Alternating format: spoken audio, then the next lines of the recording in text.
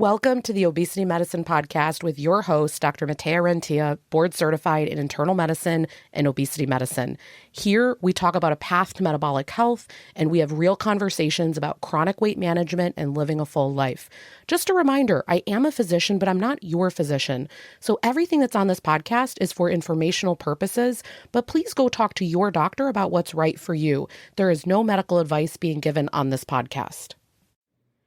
Welcome back to another episode of the podcast. Today, we're going to talk about maintenance, and I can't believe that it has taken me this long to talk about it. The other day on Instagram, I put up a question. I say, hey, what topics or questions do you have that you want me to answer on the podcast? And another fellow physician who I absolutely love online as well, she said, maintenance. Can you talk more about that? I love when people respond when I ask a question. It's interesting. I don't do things on social like to boost engagement. It's like I genuinely want to know so that I can make the content for you all, right? So I'm very appreciative today to talk about maintenance, and I can't believe I haven't talked about it before because I think I was so kind of tunnel vision focused on the challenges and the problems. But this is actually such a fun thing when it occurs, because this is actually the number 2 question that I get asked the most when I'm working with patients. They say, well, what happens at maintenance? People don't know, do I stop the med? Do I decrease the med? Like, what happens? Logistically, we're going to talk through that aspect. And then I just want to talk through some completely obvious, but just saying it from a physician's mouth, the fact that, like, for example, what you're doing on the way down, you've got to keep doing it, right? And so I want to just start there. One of the challenges with fat loss is that it's incredibly challenging on the body. And so people, in the name of really wanting to get this done and being desperate for different reasons, whether it's their metabolic health, whether it's aesthetically, they want to look a certain way, they want certain capabilities of their body, functionally to be able to do more things. I could go on and on. They will take measures that diet culture has really normalized where they're doing things that they don't like, that's not sustainable. If you ask them at this moment, do you want to keep doing this? They're just like, absolutely not. Right? Without using other words. Absolutely not. And so I want you just today to take inventory. Are there things that you're doing that you just really resent, you don't like? Now, there's a difference between, you might not always like eating veggies, but you can get them to taste kind of good. You know that they really help your gut. You feel better when you do it. That's different than being like, I'm going to ask myself to eat lima beans, and there's something about that, like the taste receptors when I eat that, where my body actively recoils. I am personally not a lima bean fan. So I'll eat them if they're served, but they're not at the top of my list. And I bring this up because that's not required for you to have success. It's not required for long-term success. So the first thing that you can help yourself out with is really just inventorying. Am I doing things that are not sustainable? The way you're going to know that is like the energy expenditure is always through the roof. So the people that are successful long-term, they're just creating processes and systems, and they're starting small scale enough, and they keep adding things, and it's not a ton of effort. Otherwise, they wouldn't keep doing it. So they figured out different, meal grocery delivery where it's like, okay, the week gets crazy, but it shows up at their doorstep. I did that this past week. Again, like the episodes that I'm making right now are kind of at the tail end of us having moved, and it just got crazy. The main thing was I spent so many hours kind of putting stuff away around the house. I just didn't have time to go to the store anymore. And I knew that was happening because I could have taken the time out. It doesn't take that long to go to the store. I could have done it, but I just decided it is more worth my time to real quick I really like on Amazon just that it links to Whole Foods. I don't care that it's more expensive, and that they save your order and you just click. And I knew, okay, Monday morning it will show up at the door. And then that way I can keep cleaning, I can stay in flow, and I can help myself out in that capacity. And so the point kind of coming back to this, these things have to be sustainable. The options have to be in your house. You have to like eating them. Like the other night, I ate at a really late random time. And yes, I had my protein and stuff, but part of what I got in that grocery cart were some strawberries, and I always have Lily's dark chocolate chips, and I melted some of the dark chocolate chips in the microwave, and then I dipped some of those strawberries in there. I really felt I needed it with the level of kind of just stress and trying to juggle everything and kind of get integrated into a new place. That was what I needed. But the point is, it was a little bit of a healthier option, and I'd literally planned ahead. And so this is going to be part of being able to maintain the weight that you've lost. Can you stick with those things? Are those foods always going to be in the house? The exercise regimen that you're doing, are you going to let it flex with the stage you're at? So I have a lot of parents in my clinic, and something that they have to grapple with is over the summer, kids are out of school. And so even if your kids are doing camps or summer school or other things, the flow changes when you have to get them to things. Maybe during the year when they're in school all year, you're actually able to get to fitness classes, but now you're not. And so for maintenance, you have to keep those things up.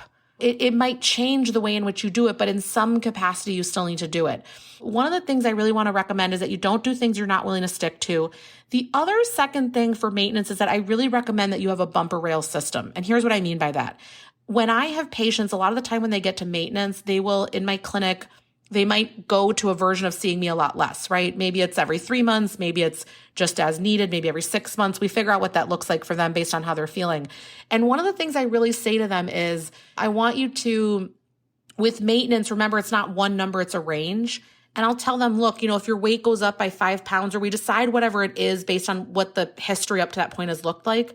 And if it gets over that point, I want them to let me know sooner. So I want you to have some safeguards, some bumper rails, some alarms in place for yourself. Because remember, it is always easier to do a quick course correction than it is like a massive overhaul. Like it's really hard if you haven't seen me in a year and you come back and you're like, half the weight's back. By the way, that's no problem. That's fine. I mean, weight is all relative. There's going to be lots of fluctuations in our in our lifetime, 100%. But it's always easier when there's a little bit of something that's happened to work on it versus when it's just like, again, you're like, everything's out of control. There's like no starting place, right? So don't do things you're not willing to do for life. And then have a system in place where maybe you put, for example, like on the calendar, you put once a month, just check in with weight, kind of compare last month to this month. Maybe there's a slow creep happening and you're not aware of it. And so in some capacity, maybe we just like, in the note section of our phone, you keep once a month what your weight is, and then you can see if the pattern is changing. Know that some weight regain is actually normal. I talk to patients about this. Up to 10 to 20% can be normalized. And I actually see that a lot less with the meds. That's if you think traditional weight loss. I just don't see it with the anti-obesity medications. I see people be able to maintain to where they get to, which is just amazing, right? And we have data at this point, 4 years out on semaglutide, which is Ozempic Wegovy, 4 years out that the weight's maintained. That's phenomenal. But anyway, getting back to kind of maintenance here. So those are two main things to think about. And then the third thing to think about is that, I said the things you are doing, you have to keep doing. Sometimes if you take that into account, along with the fact that our body gets smart to the changes that are happening, sometimes you need to change the things or increase the things you're doing. And so realize just because you're in maintenance doesn't mean that there might not be more effort required at different times. And that's why I'm really a fan of you in some capacity, whether it's looking at, how long, how fast can I run, inches, the scale, my labs, doing a little inventory. I have a scale that you could score yourself in one of the courses that I did, where it was like, okay, what's your sleep qualities? I think it was 0 to 7. We had like a weird scale. It was 0 to 7. It was like sleep, fatigue level, food thoughts. It was like all these different areas. And it was sort of like an inventory of where you were at. So in some capacity, there needs to be continued awareness. If you look at the National Health Registry, people that kept their weight off 10 plus years, they are in some capacity tracking their weight. They're doing usually about an hour walk per day. Again, this is on an average. It might look different for you and it might be different. But the point is there's accountability in some capacity. They're not just kind of like, I lost the weight and now I never again think about it. So just realize we want to keep doing the things that we're doing. We might need to switch it up, and that it's some type of a bumper rail system so that you can know kind of if things are starting to go in the wrong direction, or you can check in if it is a problem. Remember, it's not a problem. For example, you go on vacation, you gain a few pounds. You literally, when you get back home, we've had episodes about this where you literally get right back to the things that support you. Give yourself a week, you'll be right back to where you were. There is no way in a week or two that you can gain all these pounds of fat. It's literally not possible unless you're making yourself ill every single day. So just remember, you ate more carbs, you have some fluid retention, you have more glycogen in your muscle. Just keep perspective with that, right? But let's talk about the second aspect here, which is with maintenance, what do you do with the medication? And the answer is, it is so varied. I wish there was a one size fits all and I could answer that. Every patient is going to be different. So some people, the dose that they needed to get to where they are, they need to keep that same dose. And that is fine. There is nothing wrong with that. Remember, we have over 20 years of data at this point. And if that is something that you need, remember, this is a chronic medical condition. So when we say chronic, it's very relapsing remitting, meaning you can be like, I'm good. I want to titrate off of this and I'm going to be just fine. We do see the weight come back because it's a treatment, not a cure. So a lot of people will need to stay at the same dose. And you will know this because you will be at that max amount at some point and you won't be able to lose more anymore. You're just despite all the things that you're trying, your body has said, this is where I want to live. And so you know that you're going to need to keep on that dose.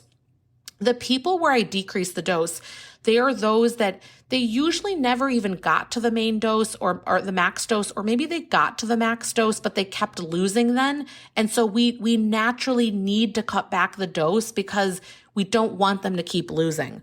Okay, the other people where we can cut back the dose with maintenance are those that are really dedicated on the whole way down as well as at that point, because you can start at any point with really making sure to either maintain or gain muscle mass. And so if you are doing that, your basal metabolic rate is higher. You are supporting the fact that you can eat more, that you're circumventing that metabolic adaptation. And so if you have been doing that, my patients that are doing the strength training and they're getting the protein intake, oftentimes we can cut back the dose of the medicine. Keep in mind, if you're going to do that, you might need to revert to some volume eating. When you were on a higher dose of the medicine, you could get away maybe with eating less and just getting protein and very little other things. But keep in mind, as you back down the dose of the medicine, that you might need more volume eating. So you're getting let's say maybe 2 yogurts that have a good amount of protein instead of a smaller volume, something else. So keep in mind, that's totally fine. We can up the veggies. We can do other things. So your nutrition and other things might need to change. They might need to, I say revert, but it might need to flex up to a volume eating plan instead of it being the opposite. Remember, the challenges are different based on how long you've been on the med, based on what your results are, based on if you're down titrating the med, things like that. So those people, because I do have these where they just keep losing and so we decrease the med.